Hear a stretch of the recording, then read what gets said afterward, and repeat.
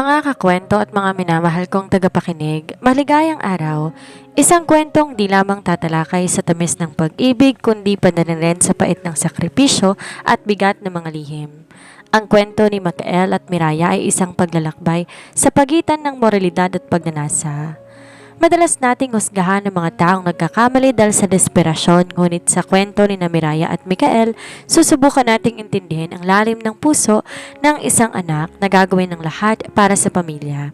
At ang isang lalaking handang itapon ng lahat para sa isang obsesyong naging tunay na pag-ibig. Ang nobelang ito ay puno ng matitinding damdamin, mga revelasyong yayanig sa inyong pagkatao at mga aral na magpapaalala sa atin na sa kabila ng dumi ng ating nakaraan, lagi tayong may pagkakataong bumuo ng isang malinis na kinabukasan. Sana'y samahan niyo ako hanggang sa huling kwento. Humanda ng kiligin, maiyak at magalit. Ang ulan sa labas ng The Obsidian Hotel ay tila nakikiramay sa bigat ng dibdib ni Miraya Montano. Sa loob ng marangyang suite na iyon, ang tanging maririnig ay ang mahinang ugong ng aircon at ang mabilis sa tibok ng kanyang puso na tila gustong kumawala sa kanyang tadyang. Humarap siya sa salamin. Ang suot niyang pulang silk dress ay masyadong maikli, masyadong hapit, malayo sa simpleng t-shirt at maong na nakasanayan niya sa universidad. Pero wala na siya sa universidad ngayon, wala na siya sa mundo ng mga pangarap. Narito siya sa mundo ng bentahan. Para kay Papa, para kay Kiko, bulong niya sa sarili habang nanginginig ang mga kamay na may hawak na lipstick. Isang linggo nang nakalilipas nang mabulag ang kanilang pamilya sa katotohanan. Ang kanilang munting negosyo ay gumuho at ang kanyang ama nabaon sa utang sa mga maling tao. Idagdag pa ang malalang sakit sa puso ng kanyang nakababatang kapatid na nangangailangan ng agarang operasyon. ₱1,000,000, yon ang halaga ng kanyang dangal. Saktong 9:00 ng gabi nang marinig niya ang pag-ikot ng card key sa pinto. Click! Pumasok ang isang lalaki. Hindi ito ang magandang madungis na inasahan niya. Ang bumungad sa kanya ay isang lalaking may tindig na tila nagmamay-ari ng buong mundo. Si Mikael Del Fuego, ang kanyang aura, kombinasyon ng mamahaling pabango, alak at kapangyarihan. Sa edad na 40, ang kanyang mukha ay may mga linyang nagpapakita ng karanasan at talino. Ang kanyang mga mata na sing-itim ng kape, agad na dumapo sa nanginginig na dalaga. Dahan-dahan lang po sir, virgin pa po ako. Ang unang namutawi sa labi ni Miraya. Halos hindi lumabas ang boses niya dahil sa takot. Tumigil si Mikael sa gitna ng silid. Binaba nito ang kanyang mamahaling coat sa sofa at dahan-dahang tinanggal ang kanyang cufflinks. Ang bawat kilos ito ay kontrolado, tila isang predator na pinagmamasdan ng kanyang huli. I did not pay ₱1,000,000 for a girl who's going to cry all night, Miraya. Boses nito sa malalim at baritono. Sapat na para manginig ang tuhod ng dalaga. Lumapit to sa kanya. Ramdam ni Miraya ang init na nagmumula sa katawan ng lalaki. Hinawakan ni Mikael ang kanyang baba at iniangat para magtagpo ang kanilang mga mata. Tumingin ka sa akin, utos nito. Huwag kang matakot. I don't break things I find exquisite. Sa kabila ng takot, may kakaibang tensyon na namuo sa pagitan nila. Si Miraya na palaban at matapang sa labas ay tila naging isang maliit na ibon sa ilalim ng titig ni Mikael. Di naging marahas ang lalaki. Sa katunayan, ang bawat haplos nito ay tila sinusukat ang bawat reaksyon niya. Ngunit sa gitna ng pagnanasa, ramdam ni Miraya ang kapangyarihan nito, ang uri ng pag-aari na hindi lang basta katawan ang kinukuha, kundi pati na rin ang kaluluwa. You have fire in your eyes, Miraya, bulong ni Mikael habang ang kanilang mga hininga ay naghahalo. Even in your fear, you fight. I like that. Sa gabing yon, naranasan ni Miraya ang langit na sinasabi ng marami, ngunit kalakip nito ang hapdi ng katotohanan. Ang lalaking tong kumuha ng kanyang pagkababae. Ang lalaking tong bumili sa kanya. Nang makatulog si Mikael sa madaling araw, tumayo si Miraya at binihisan ng sarili. Tinitigan niya ang lalaking payapang natutulog. Hindi niya akalain na ang mukhang ito ay muli niyang makikita sa isang sitwasyong mas malala pa sa gabing ito. Pag-uwi ni Miraya sa kanyang maliit na bahay, sinalubong siya ng kanyang ama, si Carding, na may bakas na matinding saya sa mukha. Anak, himala! May tumulong sa atin. May nagdeposito ng malaking halaga para sa operasyon ng kapatid mo at pambayad sa utang ko? Napanunok si Miraya. Sino po, pa? Ang matalik kong kaibigan ng kabataan ko sa probinsya, ang pamilya Del Fuego. Dadalaw siya rito mamayang gabi para makipag-ayos ng business partnership. Gusto kitang ipakilala sa kanya, Miraya. Siya ang tagapagligtas natin. Para namang binuhusan ng malamig na tubig si Maraya. Ang pangalang Del Fuego ay tila isang sumpa. Del Fuego pa? Oo, si Micael Del Fuego. Napakabait na bata niyan kahit na napakayaman na. Maganda ka ha? Magluluto ako ng paborito mo. Hindi nakasagot si Miraya. Ang kaba sa kanyang dibdib ay mas matindi pa kaysa nung nasa loob siya ng hotel suite. Kung ang unang pagkikita nila ay puno ng pagnanasa at dilim, ang pangalawa magiging puno ng kahihiyan at lihim. Ang amoy ng nilulutong adobo ni Mang Carding humahalimuyak sa loob ng kanilang maliit na bahay. Ngunit para kay Miraya ang bawat singaw nito tila nakakasuffocate. Nakaupo siya sa gilid ng kanyang kama, mahigpit na nakahawak sa nilay ng kanyang bestida ito. Ang bestidang binili niya gamit ang perang natira mula sa transaksyon ng isang linggo. Isang bestidang desente, kulay puti, malayo sa mapanuksong pulang silk dress na suot niya sa The Obsidian. Miraya, anak, narito ng Uncle Micael mo? Masiglang sigaw ng kanyang ama mula sa baba.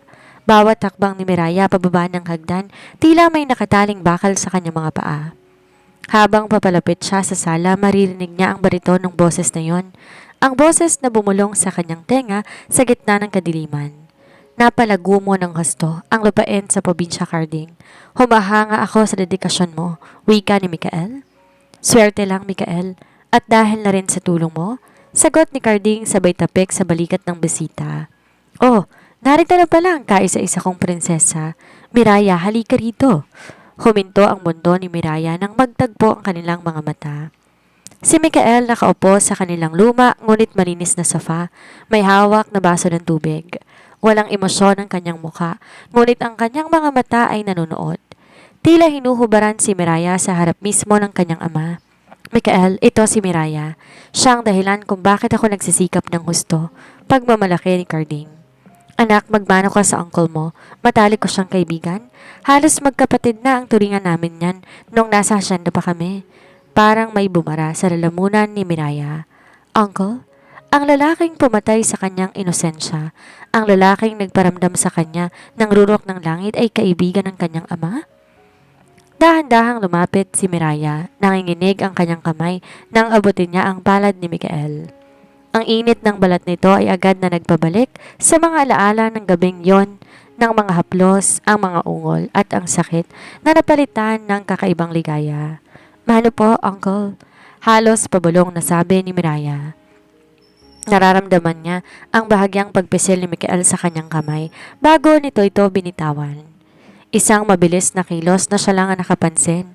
Napakaganda ng anak mo, Carding. Mariing sabi ni Micael, ang paningin ay nananatili sa labi ni Miraya. And she looks pure. Isang katangiang mahirap nang mahanap sa panahon ngayon. Siyempre naman, pinalaki ko yan ng may takot sa Diyos at dangal. Tawa ni Carding, walang kamalay-malay sa laso na unti-unting pumapatay sa katinoan ng kanyang anak. Sa buong oras ng hapunan, di makakain ng maayos si Miraya. Nakaupo siya sa tapat ni Micael. Sa bawat subo niya nararamdaman niya ang tinig ng lalaki. Balita ko, katatapos mo lang sa kolehiyo, Miraya. Tanong ni Micael habang dahan-dahang hinihiwa ang karne sa kanyang pinggan. Opo, Uncle. Sagot niya, iniiwasan ng tingin nito. Matalino ang anak kong to, Micael. Cum laude yan. Sayang nga lang at nagkaroon kami ng krisis kaya hindi agad siya nakahanap ng trabahong akma sa kanya. Singit ni Carding. Uminom si Micael ng tubig bago sumagot. Actually, Carding, kaya rin ako napadako rito para mag-alok ng tulong. Naghahanap ako ng personal assistant para sa management ng Hacienda del Fuego. I want someone I can trust. Someone who knows the value of family and secrets. Nanlaki ang mga mata ni Carding. Napakalaking pagkakataon yan, anak. Sa Hacienda ni Micael ka magtatrabaho, napakaganda ron. Pero don't worry about the accommodation, Carding. She will stay in the mansion. I will personally oversee her training. Putol ni Micael. Tumingin siya ng diretsyo kay Miraya. May mapaglarong ngisi sa sulok ng kanyang labi. Ano sa tingin mo, Miraya? Kayang-kaya mo bang pagsilbihan ng iyong uncle? Ang salitang pagsilbihan ay tumunog na may ibang kahulugan sa pandinig ni Miraya. Alam niyang ito'y isang bitag, isang gintong hawla na sadyang ginawa para sa kanya. Nang magpaalam si Mikael ay sinamahan siya ni Carding sa labas, ngunit naiwan ang kanyang jacket sa upuan. Naglakas loob si Miraya na kunin to para iabot, ngunit paglabas niya sa pinto wala na ang kanyang ama dahil may kinuha tong gamit sa garahe. Si Mikael nakasandal sa kanyang itim na SUV. Naghihintay. Ito po ang jacket ninyo, sir, mariing sabi ni Miraya. Mabilis sinila ni Mikael ang braso ni Miraya at isinandal siya sa sasakyan. Ang bango nito ay muling bumalot sa kanya, dahilan para manlambot ang kanyang mga tuhod. Kanina, uncle ang tawag mo sa akin. Bakit ngayon, sir na? Bulong ni Mikael. Ang mukha ay pulgada na lang ang layo sa kanya. Bakit niyo ba ginagawa ito? Layuan niyo ang pamilya ko? Pagpipiglas ni Miraya. I saved your family, Miraya. I've paid for your brother's life. In exchange, I want you. Seryosong sabi ni Mikael. Sa Luna, susunduin kita. Huwag kang magkakamaling tumanggi. Dahil alam nating dalawa kung ano ang mangyayari kapag nalaman ng ama mo kung saan galing ang perang pambayad sa ospital. Binitiwan siya ni Mikael at pumasok sa sasakyan. Iniwan niyang nakatulala si Miraya sa dilim. Bit-bit ang bigat na isang kasalanang hindi niya alam kung paano tatakasan. Ang Hacienda del Fuego ay isang malawak na lupain na tila walang katapusan. Sa gitna nito nakatayo ang isang mansyon na yari sa bato at hardwood. Isang estrukturang nagpapamalas ng yaman at kapangyarihan ng mga Del Fuego sa loob ng ilang henerasyon. Para kay Miraya, ang bawat pasilyo ng mansong ito ay tila mga galamay na handang humuli sa kanya. Bit-bit ang kanyang lumang maleta, pumasok siya sa malaking pinto. Sinilubong siya ng amoy ng mamahaling wax at sariwang mga bulaklak. Ngunit ang lamig ng paligid ay nagpapatayo ng kanyang balahibo. Welcome to your new home, Miraya, bungad ni Mikael. Nakatayo ito sa tuktok ng grand staircase, nakasuot ng itim na silk robe. Or should I say, welcome to your new workplace? Saan po ang kwarto ko, uncle? Tanong ni Miraya. Pilit binibigyang diin ng huling salita upang ipaalala sa sarili at sa lalaki ang kanilang distansya. Ngumisi si Mikael. Sa tapat ng kwarto ko, para madali kitang matawag kapag may kailangan ako, kahit anong oras. Hindi pa man nakakaakyat si Miraya ay isang matalim na boses ang bumasag sa katahimikan. Mikael, sino tong dala mo? Don't tell me itong anak ni Carding na sinasabi mo. Lumabas mula sa dining hall ang isang matandang babae na balot ng alahas. Si Doña Isadora, ang ina ni Mikael. Ang kanyang mga mata ay nanunuri. Mula sa suot na mumurahing sapatos ni Miraya hanggang sa kanyang mukha. Opo, mama. Siya ang magiging assistant ko? Sagot ni Mikael habang bumababa ng hagdan at hinalikan ang kamay ng ina. Assistant? O baka naman palamuti? Matabang nasabi ng matanda. Lumapit to kay Miraya at tinitigan siya ng malapitan. Huwag mong iisipin na dahil kaibigan ng anak ko ang ama mo, pwede ka nang umasta na parang prinsesa dito. You are here to work. Ayoko ng tamad at lalong ayoko ng malandi. Naparunok si Miraya. Opo, madam. Narito po ako para magtrabaho ng maayos. Good. Dahil bukas na bukas din darating si Celestine. I want everything perfect for her arrival. She is the future mistress of this house. Kinagabihan hindi makatulog si Miraya. Ang laki ng kanyang kwarto ay lalong nagparamdam sa kanya ng pag-iisa. Maya-maya narinig niya ang marahang pagpihit ng doorknob. Hindi niya ito inilock dahil sa utos ni Mikael. Pumasok ang isang anino. Hindi na kailangan na buksan ang ilaw para malaman ni Miraya kung sino to. Ang amoy ng sandalwood at whiskey ay sapat na. Bakit kising ka ba? Bulong ni Mikael habang nauupo sa gilid ng kanyang kama. Natatakot po ako, uncle. Tapat na sagot ni Miraya. Ang mama niyo, si Celestine, wala po akong lugar dito. Hinawakan ni Mikael ang kanyang buhok at dahan-dahang inamoy ito. You have a place, Miraya. Dito sa tabi ko, wag mong iintindihan ang sinasabi nila. I am the master of this hacienda, not them. Pero mali ito. Pagpupumiglas ni Miraya nang maramdaman ang mainit na labi ni Mikael sa kanyang leeg. Kaibigan kayo ni Papa. Pinagkatiwala niya ako sa inyo. Biglang nagbago ang timpla ng mukha ni Mikael. Hinawakan niya magkabilang balikat ni Miraya at idiniin to sa unan. Ang kanyang mga mata ay nag-aapoy sa selos at obsession. Your father sold you to me the moment he accepted my money, Miraya. Whether he knew it or not, you are mine. Mine to protect, mine to use, and mine to keep. Sa ilalim ng liwanag ng buwan na tumatagos sa bintana, muling naramdaman ni Miraya ang bagsik ng pagmamahal ni Mikael. Isang pag-ibig na nakakasakal, isang pagnanasang puno ng pagmamayari. Hindi siya makasigaw, dahil ang bawat ungol niya tinatabunan ng mga halik ng lalaking tinuturing niyang tagapagligtas at kaaway. Kinabukasan, isang pulang sports car ang huminto sa tapat ng mansyon. Lumabas sa isang babaeng nakasuot ng designer sunglasses at tila ba galing sa cover ng isang magazine. Si Celestine Valderrama. Pagpasok nito sa sala, agad nitong nakita si Miraya na nag-aayos ng mga bulaklak. "Mikael, darling!" sigaw ni Celestine, sabay yakap kay Mikael na kakalabas lang din ng opisina. "Sino tong maid mo? Mukhang kailangan niya ng lesson sa proper grooming. Masyado siyang provocative para sa isang katulong." Tumingin si Mikael kay Miraya pagkatapos ay kay Celestine. Isang mapanganib ng ngiti ang sumilay sa kanyang labi. "She is not a maid, Celestine. She is my special assistant. At mas mabuting masanay ka na sa presensya niya dahil hindi siya aalis sa tabi ko." Nagtagpo ang tingin ni Celestine at Miraya. Doon naramdaman ni Miraya na ang labanan hindi lang tungkol sa trabaho. Ito ay tungkol sa kung sino ang tunay na reyna sa puso at kama ng isang Mikael del Fuego. Ang opisina ni Mikael sa loob ng mansyon, puno ng amoy ng mga lumang libro at mamahaling katad. Dito ginugugol ni Mikael ang karamihan ng kanyang oras sa pagpapatakbo ng negosyo ng pamilya. At dito rin nagsimula ang training ni Miraya bilang kanyang personal assistant. Isang tungkulin na mas mahirap pa sa inaakala niya. Ito ang mga ledger ng hasyenda para sa huling quarter. "Gusto kong i-audit mo ang bawat entry." Seryosong utos ni Mikael habang nakaupo sa likod ng kanyang malaking lamesa. "Opo, Uncle," sagot ni Miraya. Sinubukan niyang mag-focus sa mga numero, ngunit ang presensya ng lalaki sa kabilang panig ng silid ay sapat na para mawala siya sa konsentrasyon. Ilang oras ang lumipas sa tanging tunog lang ng pagbuklat ng papel ang naririnig. Ngunit nang mapansin ni Mikael ang bahagyang paghilot ni Miraya sa kanyang sentido, tumayo ito at dahan-dahang lumapit sa kanya. "Pagod ka na?" bulong nito habang ipinapatong ang mga kamay sa balikat ng dalaga. "Konti lang po. Marami lang pong kailangan ayusin," sagot ni Miraya, pilit pinipigilan ang pangangatog sa kanyang boses. Nagsimulang masahihin ni Mikael ang kanyang mga balikat. Ang bawat pisil nito ay tila nagpapainit sa kanyang dugo. "Sabi ko sa'yo, huwag mo akong tawaging uncle kapag tayo lang magkasama. It makes me want to punish you." Bago pa man lumalim ang usapan, kumatok ang isa sa mga kasambahay. "Ma'am Miraya, may dumating pong sulat para sa inyo. Galing daw po sa tatay ninyo." Mabilis na kinuha ni Miraya ang sobre. Nang makaalis ang katulong, agad niya itong binuksan.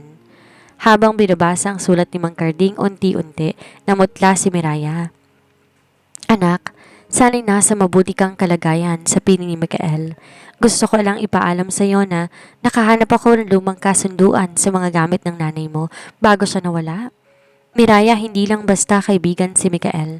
Ang pamilya del Fuego ang may-ari ng lupang kinatatayuan ng bahay natin at may usapan kami ng tatay ni Mikael noon na hindi ko maintindihan hanggang ngayon. "Mag-iingat ka dyan, anak. Huwag kang masyadong magtitiwala." Nabitawan ni Miraya ang papel. "Usapan? Anong usapan?" Tumingin siya kay Mikael na ngayon ay nakasandal na sa lamesa. Pinagmamasdan siya na may kakaibang intensidad. "Anong problema?" tanong ni Mikael. "May alam ba kayo sa usapan ng papa at ng tatay ninyo? Ba't parang may tinatago kayo sa akin?" matapang na tanong ni Miraya.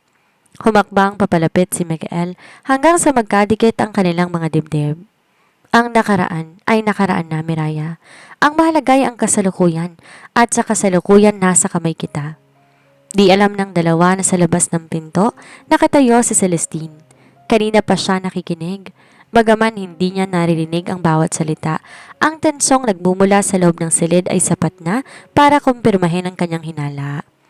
"Akala mo ba makukuha mong lahat, Miraya?" bulong ni Celestine sa sarili. Ang mga kuko ay bumaon sa kanyang palad. "You are just a replacement. Isang panandaliang aliw." Pumasok si Celestine sa opisina nang di kumakatok, dahilan para mabilis na lumayo si Miraya kay Mikael. "Darling, ang mama mo naghihintay sa atin sa garden. May pag-uusapan tayo tungkol sa kasal," wika ni Celestine na may matamis ngunit mabait ng ngiti. At ikaw, Iha, maaari mo na kaming iwan. Masyado ka ng maraming alam para sa isang assistant. Tiningnan ni Miraya si Mikael. Umaasang tatanggihan nitong sinabi ni Celestine, ngunit nanatiling tahimik ang lalaki. Tumango na lamang si Miraya at mabilis na lumabas, dala ang bigat ng selos at ng misteryo ng sulat ng kanyang ama. Nang hapong yon, habang naglalakad si Miraya sa malawak na garden ng hasyenda, hinarang siya ni Celestine. Alam ko kung ano ka, Miraya. Diretsahang sabi nito. Nakita ko ang paraan ng pagtingin mo sa kanya, pero tandaan mo to. Si Mikael ay isang Del Fuego. Hindi siya papatol sa isang gaya mong mura. Pinaglalaroan ka lang niya dahil bago ka sa kanyang paningin. Hindi niyo po alam ang sinasabi ninyo? Sagot ni Miraya, pilit na nagpapakatatag. Talaga? O baka gusto mong malaman kung bakit ka talaga niya kinuha? Ngumisi si Celestine, isang ngising puro ng lason. Hindi dahil sa awa at hindi dahil sa utang ng tatay mo.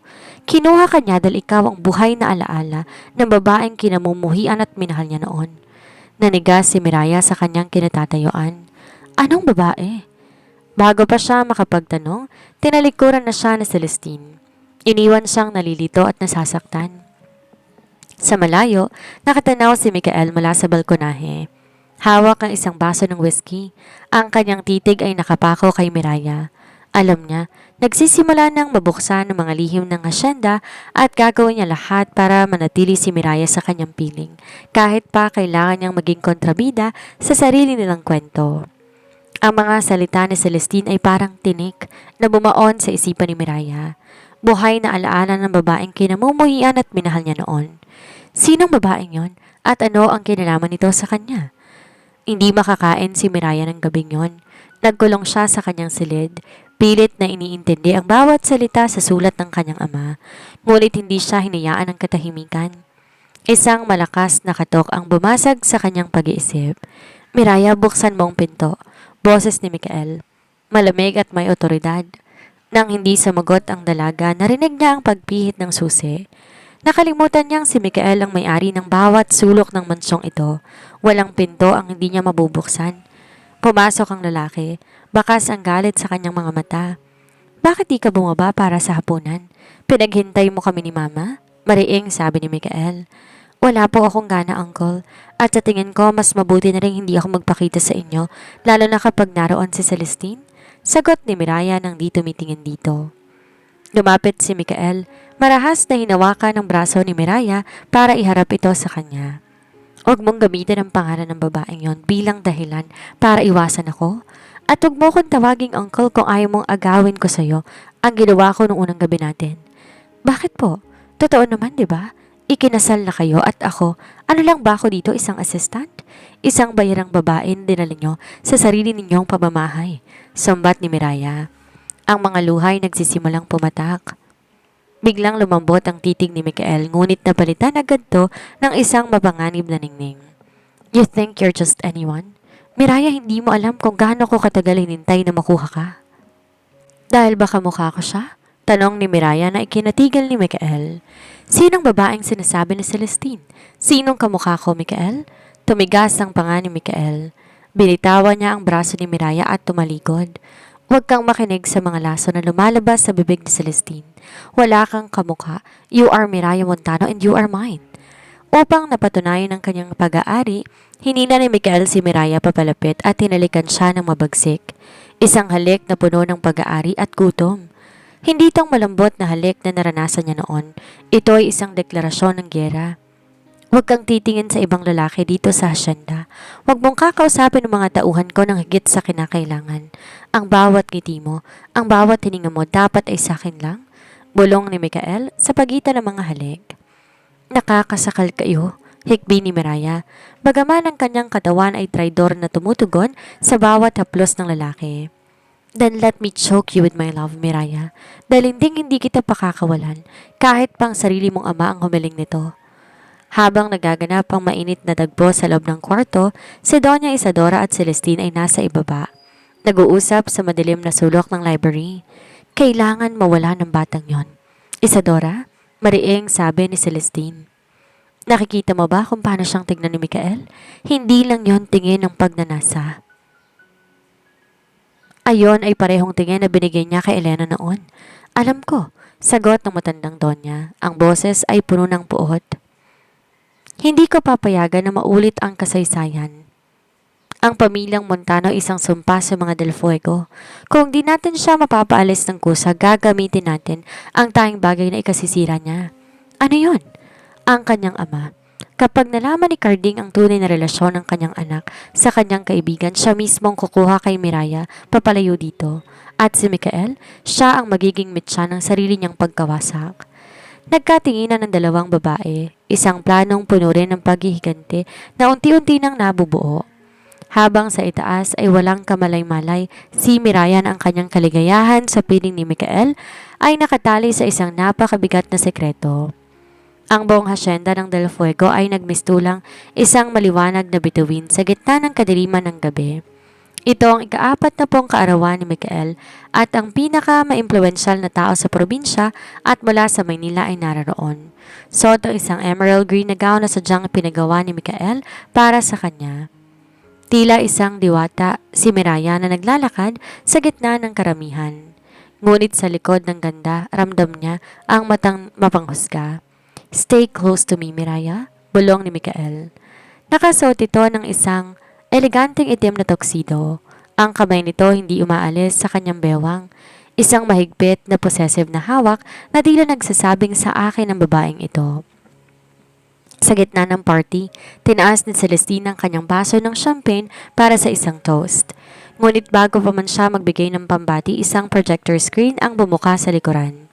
Bagong lahat, gusto ko lang ipakita ang tunay na kulay ng ating special assistant. Nakangising sabi ni Celestine. Lumabas sa screen ng mga larawan ni Miraya na pumapasok sa The Obsidian Hotel nung gabing ibenta niya ang kanyang sarili. Bagaman malabo, kitang-kita ang mukha ni Miraya at ang petsa. Isang kolektibong singhap ang narinig mula sa mga panauhin. Isang dalagang birhen na kunwari inosente pero pala sideline sa mga hotel, pangungot yan ni Celestine. Mikael darling, niloloko ka lang ng babaeng to. Ginagamit lang niyang pagkakaibigan niya ng ama niya para makakuha ng pera. Napuno ng bulungan ang paligid. Napayoko si Miraya, ang mga luha, nagbabadyang pumatak. Ang kanyang pinakamadungis na sekreto ay nakabalandra na sa harap ng lahat at ang mas masakit sa harap ni Mikael. Akala ni Celestine itataboy ni Mikael si Miraya. Akala niya magagalit ang lalaki sa kahihiyang idinulot nito sa pangalan ng mga Del Fuego pero nagkamali siya. Binitawan ni Mikael ang kanyang baso, humakbang patungo sa screen. Pinatay niya ang projector at hinarap ang mga tao. Ang kanyang aura kasing lamig ng yelo pero kasing init ng apoy. Does anyone here have a problem with how I spend my money? Seryosong tanong ni Mikael.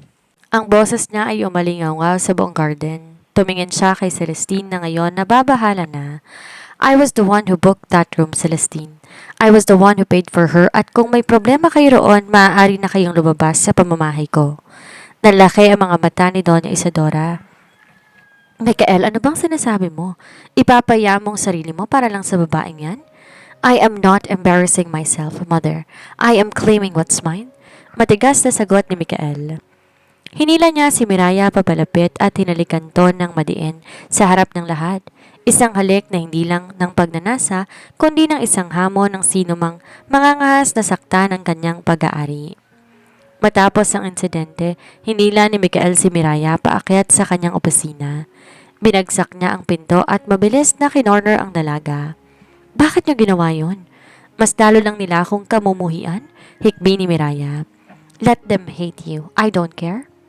Madiing sabi ni Mikael habang hinahawakan ang kanyang mukha. Pero wag mong iisipin na dahil pinagtanggol kita, malaya ka na. Ang ginawa ni Celestine ay nagpapaalala lang sa akin na kailangan kitang itulong dito ng mas mahigpit.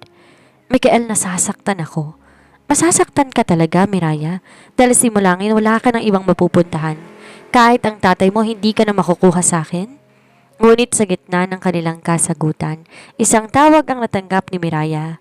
Mula ito sa ospital. Ang kanyang ama inatake sa puso matapos makarating ditong balita tungkol sa nangyari sa party. Si Papa, nanghihinang sabi ni Miraya. Kailangan ko siyang puntahan? No, sagot ni Mikael, ang mga mata puno ng obsession. You stay here. I will send the best doctors for him, but you stay with me. Doon naramdaman ni Miraya na ang pag-ibig ni Mikael hindi na lang basta proteksyon, ito'y isa ng bilangguan. Di makapaniwala si Miraya sa narinig. Ang kanyang amay nasa kritikal na kondisyon, ngunit nais pa rin siyang ikulong ni Mikael sa loob ng mansyon. Ang dating langit na nadama niya sa piling nito ay tila naging isang gintong hawla na unti-unti siyang sinasakal. Mikael, parang awa mo na, ama ko yun. Pagsusumamo ni Miraya habang pilit na kumakawala sa mahigpit na yakap nito. I said, stay Miraya. I am doing this to protect you from this shame Celestine caused. Sigaw ni Mikael. Ang kanyang pagiging possessive umabot na sa puntong hindi niya alintana ang nararamdaman ng dalaga. Ngunit si Miraya ay isang Montano, matapang at palaban. Nang lumabas si Mikael para kausapin ng mga doktor sa telepono, mabilis kinuha ni Miraya ang pagkakataon. Hindi siya dumaan sa main gate. Alam niyang bantay sarado iyon, sa halip tumakbo siya patungo sa likurang bahagi ng hasyenda. Dumaan sa masukal na bahagi ng taniman ng kape habang tinatahak ang dilim. Biglang bumuhos ang malakas na ulan. Napadpad si Miraya sa isang bahagi ng hasyenda na di pa niya napupuntahan. Isang lumang bodega na halos balot na ng mga baging at ng damo. Dahil sa takot na mahuli ng mga tauhan ni Mikael na nagroronda, mabilis siyang pumasok sa loob. Maalikabok, madilim, at puno ng mga lumang kagamitan. Ngunit sa isang sulok may isang lamesang natatakpan ng puting tela. Parang may kung anong puwersa na humila kay Miraya para lapitan to. Nang alisin niya ang tela, bumungad sa kanya ang mga lumang painting at album. Kinuha niyang isang frame at pinunasan ng alikabok sa salamin nito. Doon, halos suminto ang pagtibok ng kanyang puso. Isang larawan ng isang babae, nakasuot ng tradisyonal na barot saya, nakangiti habang nasa gitna ng bukid. Ang mga mata, ang hugis ng mukha, pati ng paraan ng pagngiti nito ay kamukhang kamukha niya. Sa likod ng larawan, may nakasulat na dedikasyon. Kay Mikael, ang aking tanging pag-ibig. Maghihintay ako sa ilalim ng ating puno. Elena, 2006. Elena? Bulong ni Miraya. Nanginig ang kanyang kamay. 2006? Noong panahong yon, binata pa si Mikael. Ibig sabihin, ang babaeng ito ang tinutukoy ni Celestine. Anong ginagawa mo rito? Isang malamig na boses ang narinig niya mula sa pinto ng bodega. Si Mikael, basang-basa na rin to ng ulan. Ang kanyang mga matay madilim at puno ng sakit na pilit niyang tinatago. Sino siya, Mikael? Bakit kamukha ko siya? Sigaw ni Miraya habang ipinapakita ang larawan. Kinuha mo ba ako dahil mahal mo ko? O dahil nakikita mo siya sa akin? Hindi sumagot si Mikael. Humakbang siya papalapit. Kinuhang larawan mula sa kamay ni Miraya at marahas tong ibinalik sa lamesa. Hindi mo dapat nakita to? Madaing sabi ni Mikael. Sagutin mo ko, kaya mo ba ako binili? Kaya mo ba ako pinoprotektahan dahil gusto mong itama ang pagkakamali mo sa kanya? Biglang hinapit ni Mikael si Miraya sa bewang at isinandal sa pader ng bodega. Ramdam ni Miraya ang galit at pagdanasa sa hininga ng lalaki. Elena is dead, Miraya, at oo, nung una kitang makita sa hotel ang mukha mong nakita ko. Pero ang gabing pinagsaluhan natin, ang bawat ungol mo, ang bawat laban mo, ikaw yon, hindi siya? Hindi ako naniniwala, giit ni Miraya. Ginagamit mo lang ako para sa sarili mong obsession. Bago pa man makasagot si Mikael, isang aninong sumalpot sa pinto. Si Celestine, may hawak na payong at isang mapanuyang ngiti. Oh, mukhang nahanap na ng munting assistant ang sekreto ng Great Mikael del Fuego, wika ni Celestine. Alam mo ba, Miraya? Si Elena ang dahilan kung bakit nag-away ang tatay mo at si Mikael noon. Dahil si Elena ay ang kapatid ng tatay mo. Ang tiyahin mo na hindi mo man lang nakikilala? Nanlaki ang mga mata ni Miraya. Ang tiyahin niya, ang babaeng minahal ni Mikael ay kadugo niya. And you wanna know how she died? Dagdag ni Celestine. Ang boses niya ay puno ng lason. Namatay siya habang tumatakas palayo kay Mikael. Exactly like what you're doing right now. Napatingin si Miraya kay Mikael. Ang lalaking akala niya ay nagligtas sa kanya, siya rin palang dahilan ng trahedya ng kanyang pamilya sa nakaraan. Ang ulan sa labas ng bodega ay tila naging isang dagundong ng buot. Ang revelasyon ni Celestine ay nag-iwan kay Miraya na tila paralisado. Ang babaeng nasa larawan, si Elena, ay hindi lang basta nakaraan ni Mikael. Siya ay kadugo ni Miraya, isang tiyahin na kailanman hindi nabanggit sa kanya ng kanyang ama. Totoo ba ito, Mikael?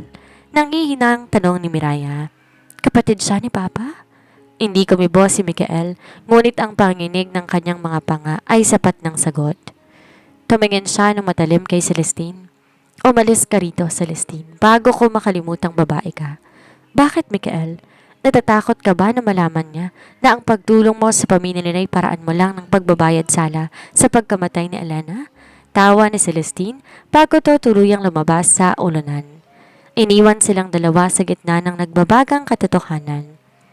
Lumapit si Mikael kay Miraya, ngunit sa pagkakataong to umatras ang dalaga. Ang haplos sa dati nagpapakalma sa kanya, tila naging isang lason. Miraya, listen to me. Kaya ba uncle ang gusto mong itawag ni Papa sa'yo dahil dapat magiging magbayaw kayo? Angal ni Miraya, ang boses ay puno ng pait. Kaya mo ba ako kinuha para balitan siya? Para itamang nakaraan? No! Sigaw ni Mikael. Ang boses ay bumasag sa katahimikan ng bodega. I loved Elena, yes. Pero ang pag-ibig na yon ay bata pa at puno ng pagkakamali. Your father and we had a falling out because he blamed me for her death. Pero nang makita kita sa hotel na yon at hindi ko alam na anak ka ni Carding noon, I saw a girl in trouble. A girl who looked like a ghost from my past and I wanted her. Nang nalaman kong totoo, doon lang ako nagpasya na bawiin ang pamilya ninyo. Bawiin o pag-arian, sambat ni Maria. Hindi mo kami pamilya, Mikael. Binili mo ako at ang pag-aari mo sa akin isang insulto sa alaala ni Elena at sa dangal ni Papa. Biglang tumunog ang cellphone ni Miraya, isang tawag mula sa ospital.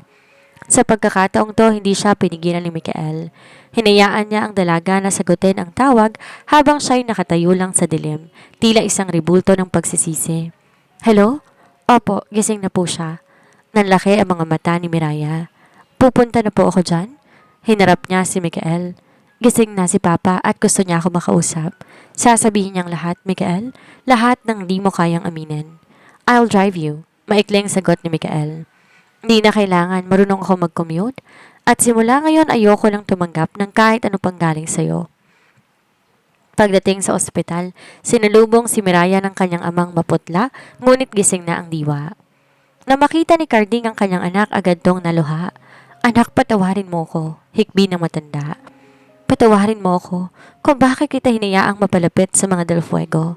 Pa, sino si Elena? Bakit hindi niyo sinabi sa akin? Diretsahang tanong ni Miraya habang hinahawakan ang kamay ng ama. Bumuntong hininga si Carding.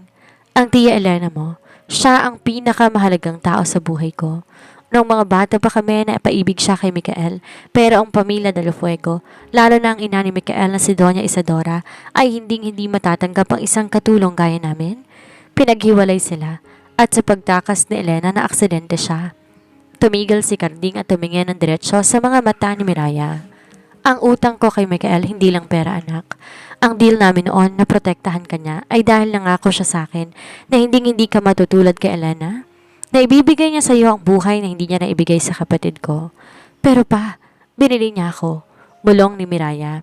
Ang kanyang puso ay tila nadudurog sa pagitan ng pag-ibig at galit. Alam ko, pait na sagot ni Carding. At yon ang pinakamalaking pagkakamali ko. Akala ko binabayaran niya ang utang na loob niya sa akin.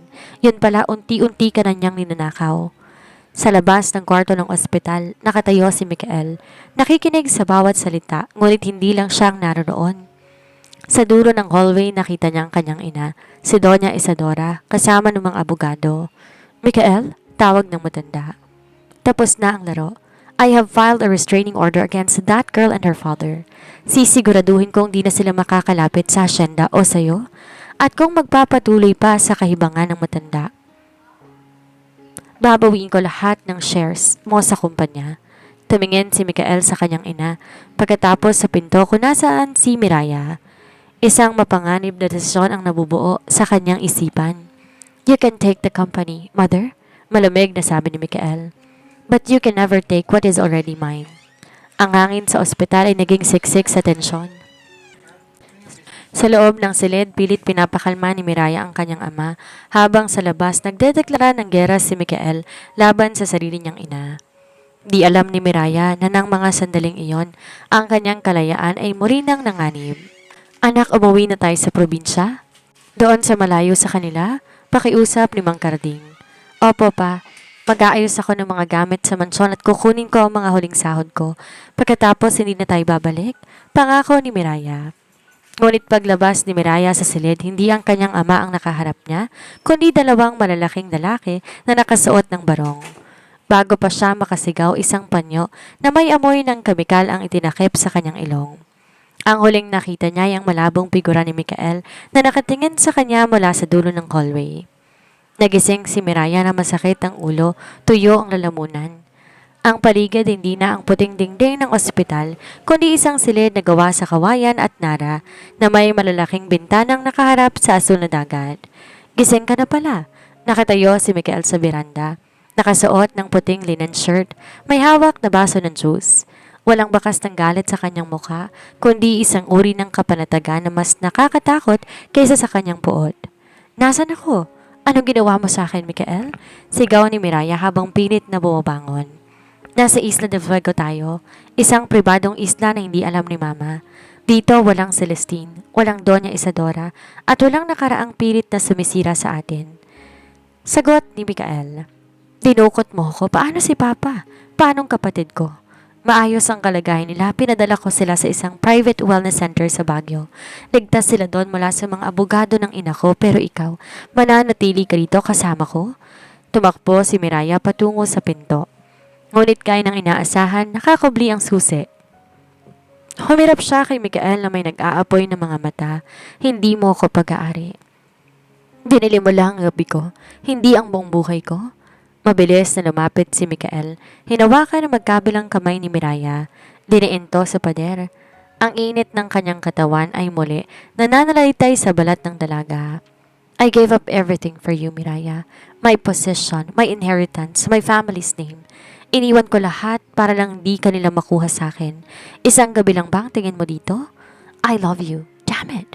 At kung kailangan kitang ikulong dito para protektahan ka sa mundo, gagawin ko. Ang tawag doon obsession, Mikael, hindi pag-ibig. Hikbi ni Miraya. Sa gitna ng kanilang sigawan, bigla, hinalikan ni Mikael si Miraya. Isang halik na puno ng desperasyon, sakit at pagsusumamo. Sa pagkakataong to, hindi lumaban si Miraya. Hindi dahil sa sumuko na siya, kung hindi dahil naramdaman niya ang panginginig ng mga labi ng lalaki. Isang kahinaan na ngayon lang niya nakita sa isang Mikael del Fuego. Habang lumilipas sa mga araw sa isla, unti-unti, napansin ni Miraya na hindi lang siya ang bilanggo dito. Si Mikael tila may tinatakasan din. Tuwing gabi, naririnig niya itong sumisigaw sa panaginip. Binabanggit ang pangalan ni Elena. Isang hapon, habang wala si Mikael dahil nanguhuli ng isda, nakakita si Miraya ng isang maliit na baul sa ilalim ng kama. Sa loob nito ay may mga sulat na hindi na ipadala. Carding, patawarin mo ko. Hindi ko sinasadyang mamatay si Elena. Kung alam ko lang na buntis siya sa anak natin, hindi ko sana siya hayaang tumakas na mag-isa. Nabitawan ni Miraya ang sulat. Buntis? May anak sana si Mikael at ang kanyang tiya Elena? Doon, unti-unti, nabuo sa isipan ni Miraya ang buong larawan. Ang pagiging possessive ni Mikael sa kanya ay hindi lang dahil kamukha niya si Elena, kundi dahil sa matinding guilt na nararamdaman nito sa pagkawala ng kanyang pamilya noon. Ngunit ang katahimikan ng isla, bumasag nang makarinig sila ng ugong na isang helicopter. Isang helicopter na may tatak ng kumpanya ng mga Del Fuego. Nahanap na tayo ni Mama? Malamig na sabi ni Mikael habang kinukuha ang kanyang baril sa drawer. Miraya, magtago ka sa likod ko. Hindi kita ibibigay sa kanila kahit mamatay pa ako. Ang ugong ng helicopter ay tila isang babala ng paparating na bagyo. Sa dalampasigan ng Isla del Fuego, bumaba si Doña Isadora kasama ng isang pangkat ng mga bodyguard at ang kanyang mga abogado. Sa likuran niya nakasunod si Celestine ng may tagumpay na mga ngiti sa labi. Hinarap sila Mikael sa labas ng rest house. Hawak niya ang kanyang baril ngunit hindi ito nakatutok sa kanila. Isang simbolo lamang ng kanyang determinasyon. Sa likuran niya nakatayo si Miraya, pilit pinapakalma ang nanginginig ng mga kamay. Mikael, itigil mo na tong kahibangan mong to, sigaw ni Doña Isadora. Ipinahiya mo ng ating pamilya. Ibalik mo ang batang yan sa putikan kung saan mo siya kinuha. Hindi siya alis sa tabi ko, Mother. Malamig na sagot ni Mikael. Kahit anong banta ang gawin niyo, hindi niyo ako mapapasunod. Talaga, Mikael? Singit na Celestine. Kahit pamalaman niya ng sarili mong inang dahilan kung bakit wala ng kanyang tiya Elena? Natahimik ang paligid. Maging si Mikael natigilan sa sinabi ni Celestine. Tumingin si Miraya sa matandang donna na biglang namutla sa ilalim ng kanyang makapal na makeup. Anong ibig mong sabihin, Celestine? Tanong ni Miraya. Humakbang palabas mula sa likod ni Mikael. Mikael, akala mo ba aksidente lang ang nangyari kay Elena noon? Pagpapatuloy ni Celestine, ang boses puro ng pait dahil sa pagka-reject sa kanya ni Mikael. Ang iyong butuying ina ang nag-utos sa mga tauhan na habulin si Elena at pilitin siyang ipalaglag ang bata. Sa takot ni Elena, mas pinili niyang tumalon sa bangin kaysa hayaang madungisan ng iyong pamilya ang kanyang anak. Isadora, totoo ba ito? Boses yon ni Mikael, puno ng pighati at galit. Ginawa ko yon para sa iyo, Mikael, para sa kinabukasan mo. Sigaw ni Doña Isadora na tila ba nawawala na sa katinoan. Hindi dapat mahaluan ng dugong katulong ang ating pamilya. Isang malakas sa sampal ang dumapo sa pisngi ni Doña Isadora. Hindi mula kay Mikael, kundi mula kay Miraya. Hayop kayo, sigaw ni Miraya, ang mga mata nag-aapoy sa galit. Pinatay niyo ang tiyahin ko. Pinatay niyo ang pinsan ko at ngayon gusto niyo nang sirain ang buhay ko? Susugod sana ang mga bodyguard, ngunit tinaas ni Mikael ang kanyang baril. Subukan ninyong humakbang at sisiguraduhin ko, hindi na kayo makakaalis pa sa islang to ng buhay. Hinarap ni Mikael ang kanyang ina. Simula ngayon wala na akong ina.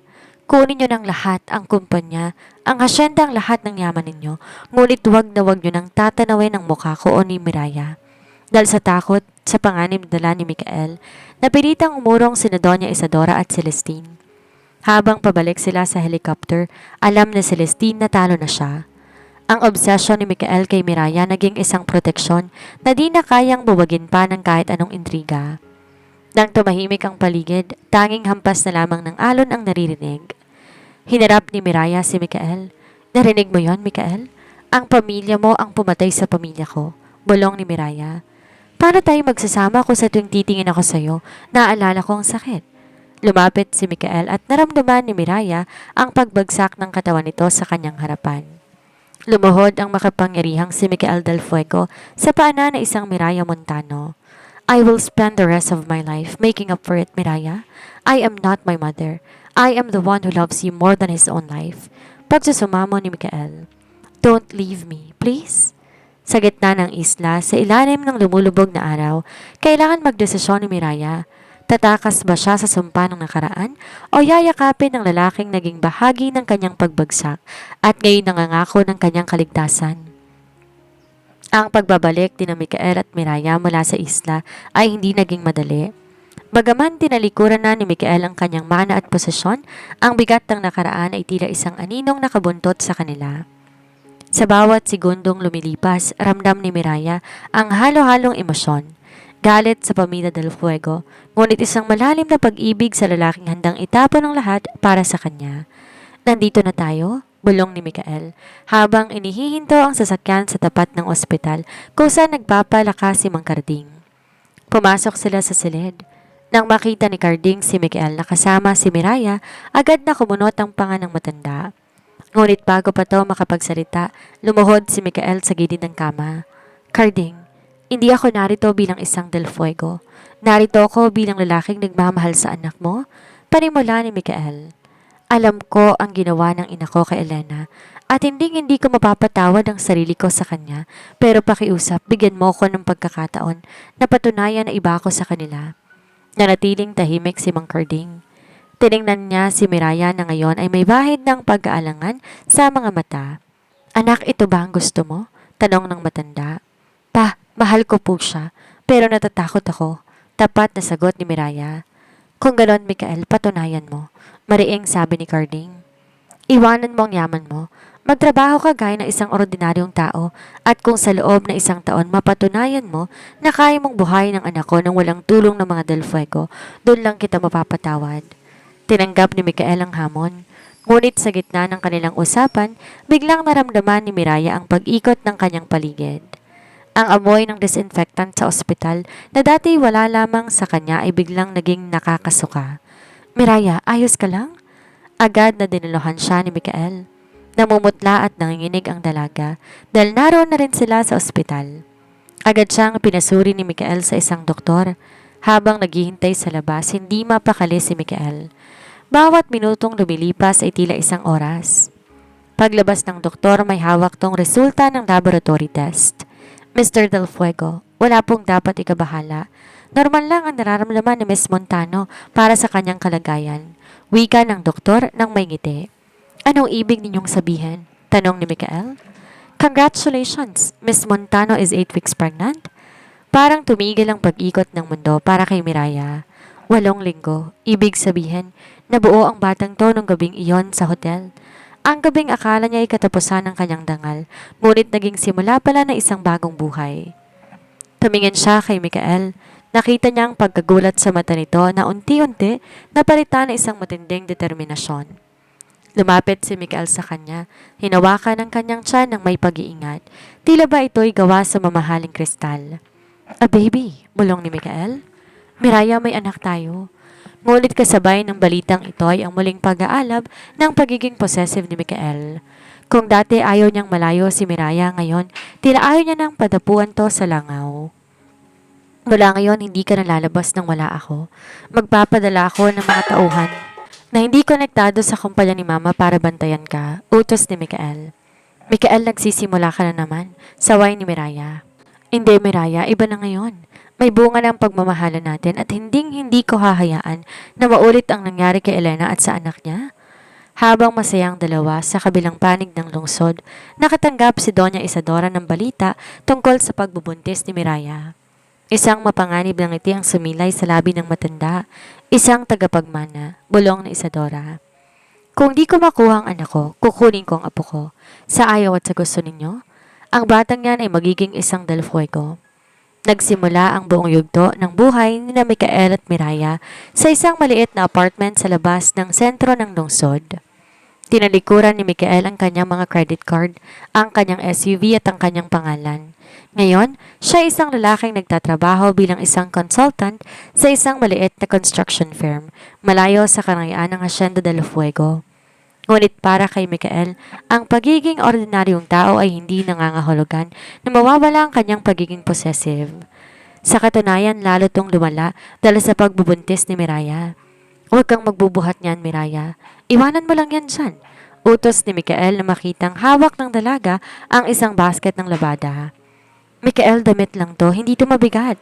Natatawang sagot ni Miraya, bagaman ramdam niyang init sa kanyang puso sa pag-aalaga ng lalaki. Kahit na, every moment you make affects our baby. Just sit down. Ako lang tatapos yan pag uwi ko. Mariing sabi ni Mikael bago hinalikan ng noon ng dalaga at ang kanyang tiyan.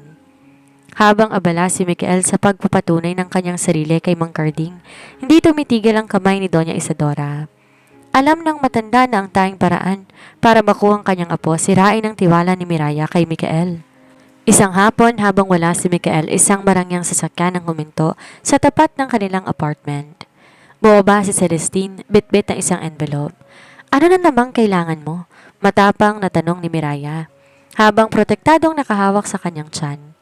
Hindi ako naririto para makipag-away. Miraya, narito ako para ipakita sa iyong katotohanan, sabi ni Celestine sabay abot ng envelope.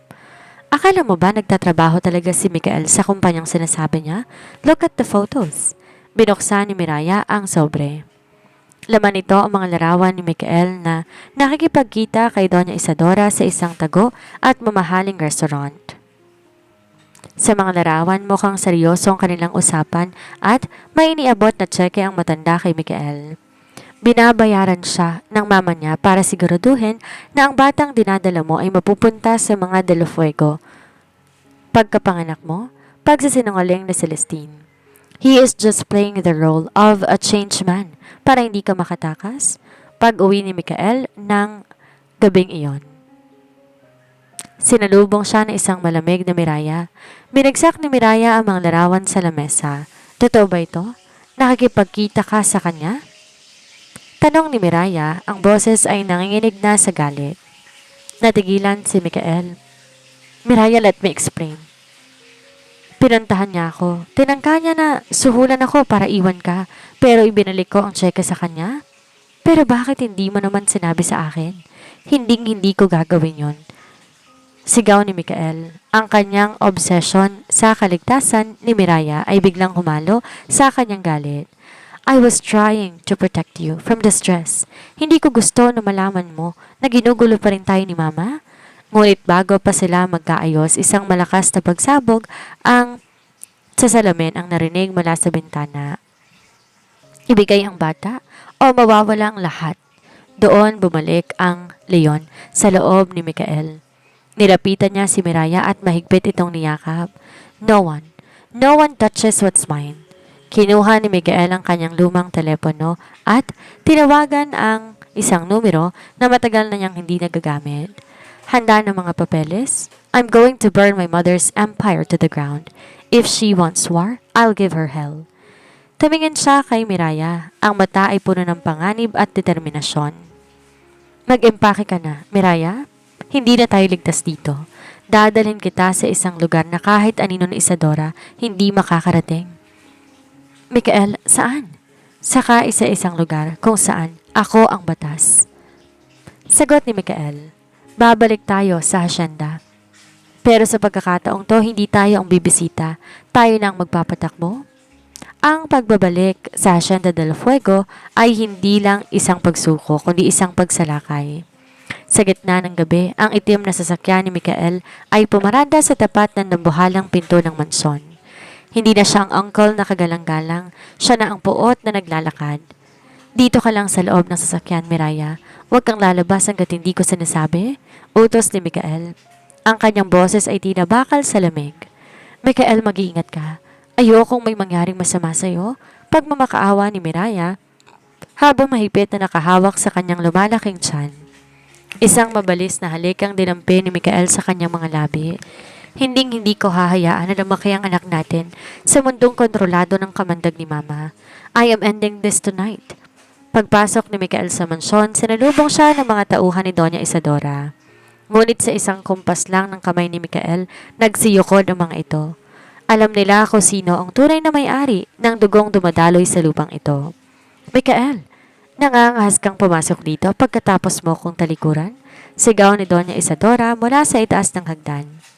Sa tabi niya ay si Celestine na tila linta na nakakapit sa kapangyarihan ng matanda. I didn't come here as your son, Isadora. Binitawan ni Mikael ang isang makapal na folder sa lamesa.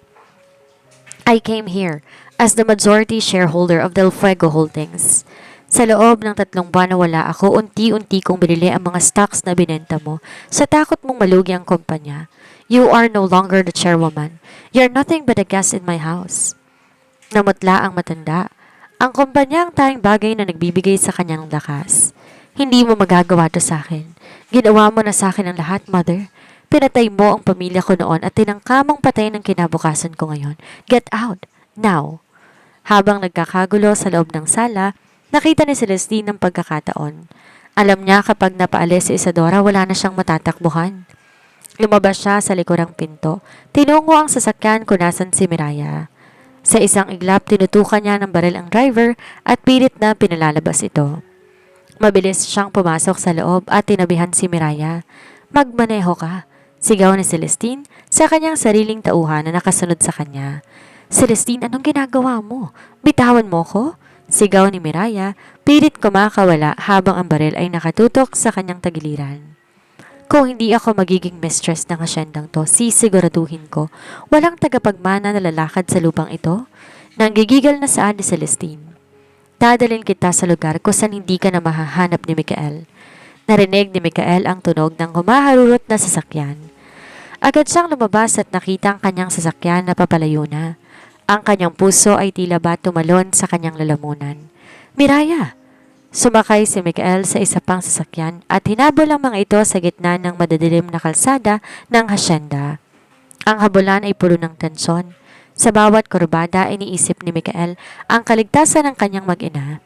Celeste, itigil mo to. Mapapahamak ang bata. Sigaw ni Miraya sa loob ng sasakyan.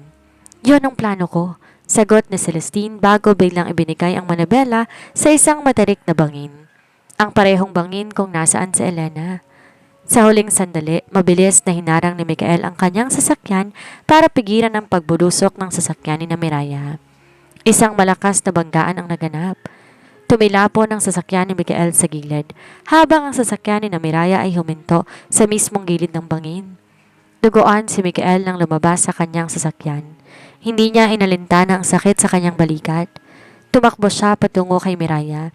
Binuksan niya ang pinto at hinila ang dalaga palabas. Bago pa tuluyang mahulog ang sasakyan, kasama na isang nawawalan ng malay na Celestine. Miraya, are you okay? Ang bata, tanong ni Mikael. Ang boses ay nanginginig. Nakahawak si Miraya sa kanyang tiyan, umiiyak sa takot. Mikael, masakit. Ang tiyan ko, masakit. Binuhat ni Mikael si Miraya na parang isang bata. Sa ilalim ng liwanag ng buwan, ang puting bestida ni Miraya ay may bahid na ng dugo. Doon naramdaman ni Mikael ang isang uri ng takot na hindi niya pa nararamdaman sa buong buhay niya. Stay with me, Miraya. Please, stay with me. Hindi ko mapapatawad ang sarili ko kapag nawala kayo, bulong ni Mikael habang tumatakbo patungo sa kaligtasan. Ang puting hallway ng ospital ay tila walang katapusan. Bawat tunog ng gulong ng stretcher ay tila kabog ng dibdib ni Mikael. Hawak niya ang kamay ni Miraya, mahigpit. Tila ba itong tanging angkla niya sa mundo? Mikael, ang baby natin, iligtas mo siya, nangihinang bulong ni Miraya. Ang kanyang mukha sing puti ng tela na nakalatag sa kanya, at ang dugo sa kanyang bestida ay tila isang sumpa na ayaw siyang tantanan. Hush, mahal ko, magiging maayos ang lahat. Pareho kayong lalabas dito ng buhay, pangako ni Mikael, kahit sa loob niya nadudurog siya sa takot. Nang pumasok sila sa emergency room, hinarang siya ng mga nurse. Naiwan si Mikael sa labas, nakatitig sa sarado ng pinto. Doon, sa gitna ng katahimikan ng madaling araw, ang makapangyarihang Mikael del Fuego ay napasandal sa pader at dahan-dahan napaupo sa sahig. Ang kanyang mga kamay puno pa rin ng dugo ng babaeng buhay niya. Di pa man natatapos ang operasyon ni Miraya, lumitaw sa hallway si Doña Isadora kasama ng kanyang batikang abogado na si Attorney San Jose. Walang bahid ng pagsisisi ang mukha ng matanda. Sa halip, puno ito ng kalkuladong plano. Mikael, tumayo ka dyan. Huwag kang magmukhang pulubi, utos ni Isadora. Tumayo si Mikael, ang mga mata ay nag-aapoy na sa puot. Wala ka bang kapaguran, mother? Ang apo mo at ang babaeng mahal ko ay nakikipaglaban sa kamatayan sa loob. At narito ka para sa negosyo? Narito ako para sa proteksyon, sagot ng matanda. Attorney San Jose, basahin mo. Inayos ng abogado ang kanyang salamin. Mr. Del Fuego, hawak namin ang mga dokumentong nagpapatunay na si Miss Montano pumasok sa isang commercial transaction. Sa inyo nung simula, gagamitin namin to para patunayan na siya ay isang unfit mother. Kapag lumabas ang bata, otomatikong mapupunta sa pamilyang Del Fuego sa ilalim ng pamamahala ni Doña Isadora dahil ikaw, Mikael, ay kasalukuyang sumasailalim sa investigasyon dahil sa nangyaring insidente sa bangin. Anong sinabi mo? Kwelyo ni Mikael sa abogado. I am the father. Walang kukuha sa anak ko. Father o client? Ngumisi si Isadora. Sa mata ng batas at ng lipunan, isa lang siyang bayarang babae na nabuntis mo. At hindi ko hahayaan na ang isang Montano ay magpapalaki sa tagapagmana ng aking hasyenda. Sa gitna ng mainit na pagtatalo, lumabas ang doktor. Pawisan ito at pagod, ngunit may bakas ng ginhawa sa mga mata. Mr. Del Fuego? Mabilis binitawan ni Mikael ang abogado at humarap sa doktor. Dok, paano sila? Kamusta si Miraya? Himalang hindi natuluyan ang bata sa kabila ng trauma at pagdurugo. It was a close call but we managed to stabilize them both. Your wife is a farter, Mr. Del Fuego, and your son, he is a miracle. Naiyak si Mikael. Isang hagulgol ng ginhawa ang kumawala sa kanyang dibdib. Salamat, salamat Diyos ko. Tumingin siya sa kanyang ina ng may panibagong lakas. Narinig mo yon? Buhay sila at Isadora, go ahead. Fight me in court. Dalhin mo lahat ng abogado mo pero tatandaan mo to. I will burn every cent of the Del Fuego wealth just to make sure you've never even seen the shadow of my son. Dahan-dahang minulat ni Miraya ang kanyang mga mata. Ang una niyang nakita ay si Mikael na nakasubsob ang ulo sa gilid ng kanyang kama. Mahigpit na hawak ang kanyang kamay. Mikael? Agad na nag-angat ng tingin ng lalaki. Puno ng puyat ang mga mata nito pero nagniningning sa tuwa. Miraya, salamat sa Diyos. Nandito na ako, hindi na kita iiwan. Ang baby. He's safe, he's in the nursery. Malakas ang iyak niya. Kinuha ang boses sa'yo? Biro ni Mikael habang hinahalikan ang kamay ni Miraya. Pumasok din sa silid si Mang Karding na nakasakay sa wheelchair. Lumapit ang matanda sa kanila. Anak, patawarin mo ko kung naging mahina ako. Pero nakita ko kung paano ka ipinaglaban ni Mikael. Siguro nga panahon na para bitawan na natin ang galit ng nakaraan. Tumingin si Miraya kay Mikael.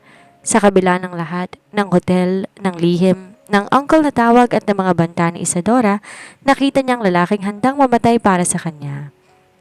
Mikael, tawag ni Miraya. Yes, my love. Huwag mo na akong ikukulong sa isla o sa mansyon. Gusto ko ng buhay na malaya kasama ka. Ngumiti si Mikael, isang ngiting totoo at walang halong pag-aari. I promise, we will build our own world. No more walls, Miraya, just us.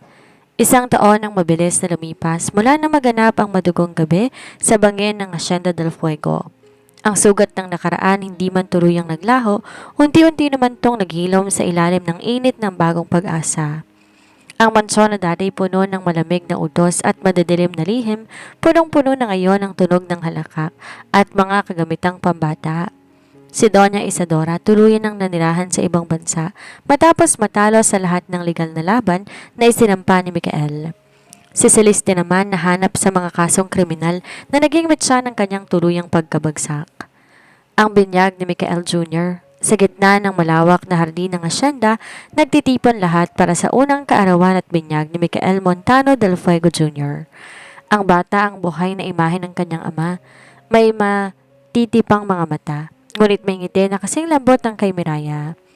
Si Mang Karding ay naroon, malakas at masiglang nakikipag-usap sa mga dating kasamahan sa bukid. Wala nang pait sa kanyang mga mata, napalitan to ng pagmamalaki sa kanyang apo at sa manugang na napatunayan ang tunay na pagbabago. Sinong mag-aakala na ang babaeng kinatatakutan ko noon, siya palang magluluto ng paborito kong ulam ngayon? Biro ni Karding kay Mikael na abala sa pag-aasikaso ng mga bisita. Natawa si Mikael. Para sa pamilya, Karding, lahat gagawin ko. Nang magsimulang lumubog ang araw, dinala ni Mikael si Miraya sa tapat na malaking puno ng nara sa gitna ng asyenda. Ang parehong lugar ko sa nakita ni Miraya ang larawan ni Elena noon. Ngunit ngayon wala nang lungkot sa paligid. Naalala mo ba ang unang gabi natin? Tanong ni Mikael habang nakayakap mula sa likuran ni Miraya. Ang unang salitang sinabi mo sa akin. Namula ang mga pisngi ni Miraya. Sabi ko, dahan-dahan lang po, virgin pa po ako. Humalakak si Mikael at tinarap ang dalaga. At naalala mo ba ang pangalawang pagkikita natin? Ang tawag mo sa akin halos pumatay sa katinoan ko? Mano po, Uncle? Natatawang sagot ni Miraya. Naging seryoso ang mukha ni Uncle. Kinuha niya ang mga kamay ni Miraya at hinilikan ito. I used to be a man who thought he could buy everything, even love. I was possessive, dark and broken, pero ikaw, Miraya, ikaw ang nagturo sa akin na ang tunay na pag-aari hindi nakukuha sa kontrata o sa pera. It is earned through respect and sacrifice. Mahal na mahal kita, Mikael, bulong ni Miraya. Salamat dahil pinili mong maging ama at asawa kaysa maging amo. Sa gitna ng katahimikan ng gabi muli, naramdaman ni Miraya ang mga haplos ni Mikael. Mga haplos na hindi na nagpapaalala sa kanya ng maduming trabaho, kundi na isang wagas na sumpaan. Mikael, tawag ni Miraya habang naglalakad sila pabalik sa mansyon. Yes, my queen. Gusto ko sana ng kapatid para kay JR. Huminto si Mikael. Binuhat si Miraya na parang bagong kasal. Isang mapaglarong kislap ang sumilay sa kanyang mga mata. Ang parehong kislap na nakita ni Miraya nung unang gabi nila, ngunit ngayon, puno na ng dalisay na pag-ibig. Your wish is my command, Mrs. Del Fuego. Pero sa pagkakataong to, hindi na natin kailangan magmadali. We have all the time in the world. Pumasok sila sa mansyon na naging saksi sa kanilang pagbagsak at muling pagbangon. Ang kwento ng bayarang dalaga at ng possessive na uncle ay natapos na. At ang nagsisimula na ay ang kwento ng isang pamilyang binuo ng patawad, tapang at pag-ibig na walang hanggan. 5 taon nang nakalipas, ngunit ang Hacienda del Fuego hindi na ang madilim na kahariang kinatatakutan ng marami. Ngayon, isa na tong masayang komunidad.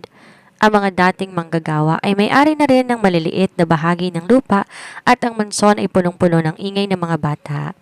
Daddy, look at what I found! Tumakbo ang 5 taong gulang na si Mikael Jr. or MJ patungo sa kanyang ama na kasalukuyang nag-aayos ng mga dokumento sa opisina. Sa likod ng batay ang 3 taong gulang na si Elena Rose, may bitbit na maliit na basket ng mga bulaklak. Binaba ni Mikael ang kanyang ballpen at agad kinalong ang anak. Ano yan, MJ? Pinakita ng batang isang lumang medalya na nahanap niya sa garden. Isang medalyang pag-aari noon ni Mikael nung siya'y nag-aaral pa. You look exactly like me when I was your age. Nakangiting sabi ni Mikael, sabay haplo sa buhok ng anak. Pero sana ang puso mo makuha mo sa mommy mo. Pumasok si Miraya sa opisina, bitbit ang isang tray ng merienda. Mas lalo siyang gumanda sa paglipas ng panahon. Ang dating bakas ng takot at paghihirap napalitan ng aura ng isang reyna na tunay na minamahal. Masyado mo namang pinapagod ang sarili mo, Mikael. Sabi ko sa'yo, tapusin na natin yan bukas. Biro ni Miraya. Lumapit si Mikael at tinapit ang bewang ng asawa. Sa kabila ng 5 taon, hindi pa rin nawawala ang kanyang pagiging possessive. Ngunit sa pagkakataong to, ito ay isang uri ng pag-aalaga na nagpapakilig kay Miraya. I just want everything to be perfect for our anniversary trip, Miraya. Bulong ni Mikael sa kanyang tenga. Dadalhin ko kayo sa isla. Doon kung saan tayo unang naging tayo nang walang anino ng ibang tao. Isla de Fuego? Nagniningning ang mga mata ni Miraya. Doon ba tayo magse-celebrate?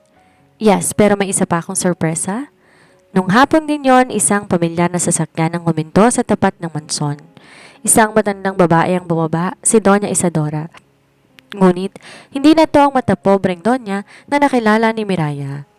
Nakaupo na to sa wheelchair at bakas ang panghihina sa kanyang mukha. Sa likod niya isang madre na nag-aalaga sa kanya. Mikael, anak? Mahinang tawag ni Isadora. Nagkatitigan sila Mikael at Miraya. Alam ni Miraya na matagal nang pinatawad ni Mikael ang kanyang ina sa puso nito, ngunit mahirap lang talagang aminin. Hinawakan ni Miraya ang kamay ng asawa, isang senyales ng pagsuporta.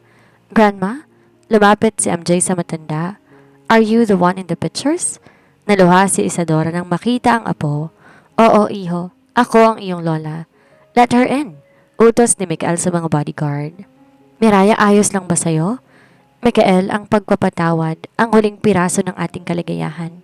Hayaan nating makilala ng mga bata ang lola nila, sagot ni Miraya. Sa loob ng mansyon naganap ang isang madamdaming pag-uusap. Humingi ng tawad si Isadora sa lahat ng sakit na idinulot niya.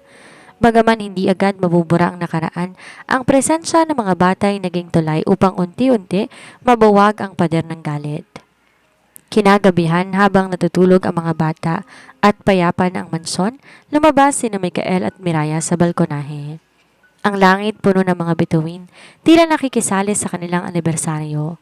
Sinong mag-aakala na ang lalaki na kumuha sa akin sa hotel ay siya palang lalaki na magbibigay sa akin ng buhay na higit pa sa langit? Bulong ni Miraya habang nakasandal sa dibdib ni Mikael. I didn't just take your virginity that night, Miraya. I gave you my soul. Seryosong sagot ni Mikael. And I will spend every second of my life making sure you never regret saying, Mahalo po, Uncle, or I love you, Mikael. Kinuha ni Mikael ay isang maliit na kahon mula sa kanyang bulsa. Sa loob nito ay isang singsing na may pulang diamante, ang kulay ng silk dress na suot ni Miraya noong unang gabi nila. Muli kitang tinatanong, Miraya Montana del Fuego, will you choose to be mine over and over again, in this life and the next? Always, Mikael, I am yours, noon, ngayon at magpakailanman. Sa ilalim ng liwanag ng buwan, ang dalawang kaluluwang pinagdagpo ng desperasyon ay tuluyang naging isa sa pag-ibig na napatunayan sa gitna ng apoy ng pagsubok. Mga minamahal kong taga-subaybay, dito na nagtatapos ang masalimuot ngunit makulay na paglalakbay ni Miraya at Mikael. Maraming salamat sa inyong walang sawang pagsama sa bawat kabanata, sa bawat puyat, sa bawat tuhang pumatak, at sa bawat pagkakataong kumaba ang inyong dibdib sa mga twist ng kanilang buhay. Ang kwentong ito ay hindi pa sa isang romansa.